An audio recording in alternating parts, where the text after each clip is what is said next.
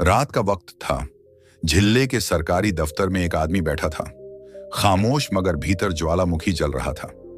वो एसडीएम था, लेकिन उसकी आंखों में दलित होने का दर्द था, क्योंकि अभी अभी एक विधायक ने उसे थप्पड़ मारा था और कहा था, चमार होकर इस गांव में घुसने की हिम्मत कैसे हुई।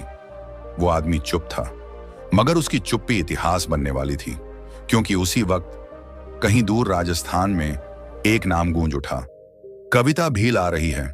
और फिर जो हुआ, उसने पूरे सिस्टम की नींव हिला दी। अमन कुमार एक छोटे से गांव में पैदा हुआ दलित बच्चा। पिता पोस्ट ऑफिस में क्लर्क थे और माँ गांव के स्कूल में रसोइया। घर मिट्टी का था, लेकिन सपने आसमान से ऊंचे थे। हर सुबह जब गांव के ठाकुरों के बेटे साइकिल पर स्कूल जाते, अमन नंगे पांव चलता। स्कूल में वो सबसे आगे बैठना चाहता था, लेकिन मास्टर साहब की आवाज गूंजती, अरे अमन, तू पीछे बैठ, तेरी वजह से बाकी बच्चे ध्यान नहीं लगा पाते।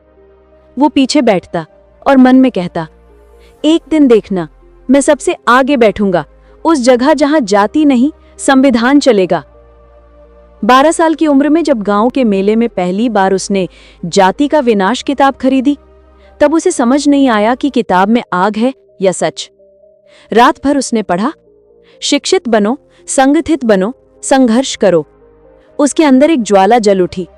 अमन ने खुद से वादा किया, अब मैं ऐसा बनूंगा कि कोई ठाकुर, कोई पंडित, कोई अफसर कभी मुझसे तेरी औकात क्या है कहने की हिम्मत न करे। दिन और रातें बस पढ़ाई।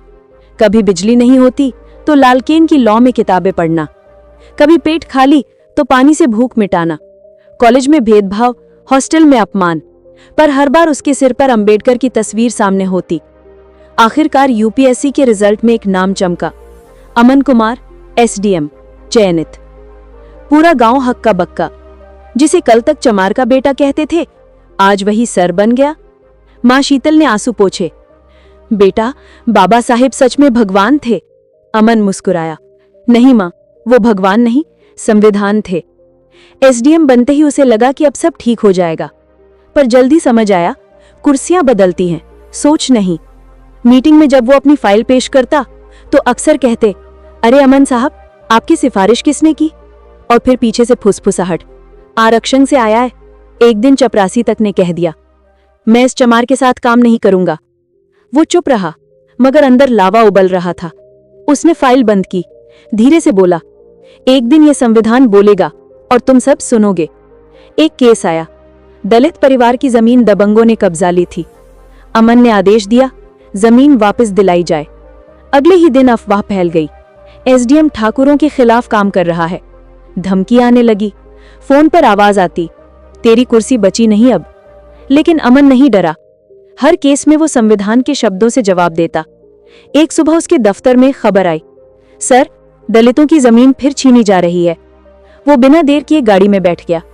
गांव पहुंचा तो रास्ते पर दर्जनों दबंग खड़े थे, सबके हाथों में लाठी और आंखों में नफरत। एक ने आगे बढ़कर कहा, यहां से निकल जा, ये विधायक का इलाका है। अमन बोला, मैं इस जिले का एसडीएम हूं, कानून मुझे नहीं रोक सकता, तो तुम कौन होते हो? दबंग हंसा, आज तक किसी चमार अधिकारी को गांव में नहीं घुसने दिया, तू क्या कर लेगा? अमन की आंखों में आग थी, रास्ता छोड़ो नहीं तो गिरफ्तार कर लूंगा। पुलिस चुप। दरोगा बोला, सर, ये लोग बड़े आदमी हैं। अमन चिल्लाया, चुप रहो, कानून से बड़ा कोई नहीं। तभी भीड़ हटती है और आगे आता है विधायक। चमकती गाड़ी, सफेद कुर्ता और चेहरे पर घमंड। विधायक चिल्लाया, चल नीचे उतर। अमन शांत बैठा रहा। विधायक ने गाड़ी का दरवाजा खोला, कॉलर पकड़ी और जोरदार थप्पड़ मारा। तेरी इतनी हिम्मत, मेरी सरकार के इलाके में घुसा? पूरा गांव सन्न। अमन की आंखें लाल।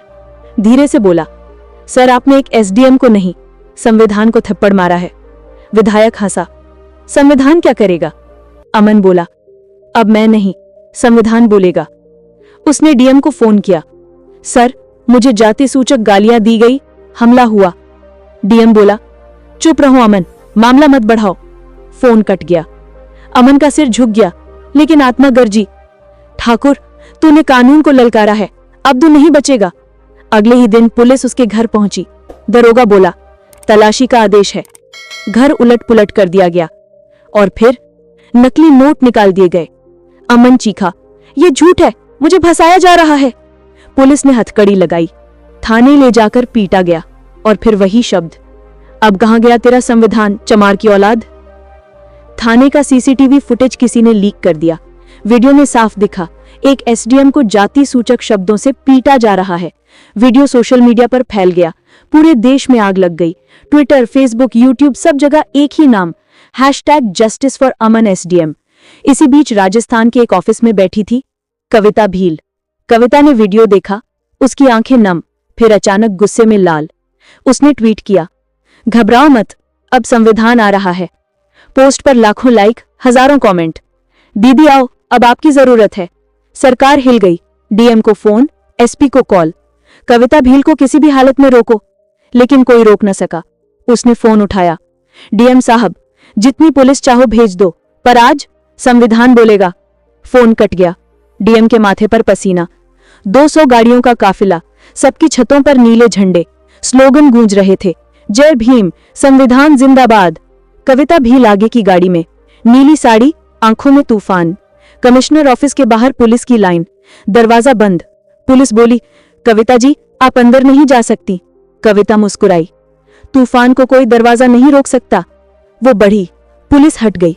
भीड़ ने नारा लगाया, संविधान की बेटी जिंदाबाद। कविता ने दरवाजा खोला। कमिश्नर खड़ा हुआ, कांपते हाथों से बोला, कविता जी आप यहां कैसे?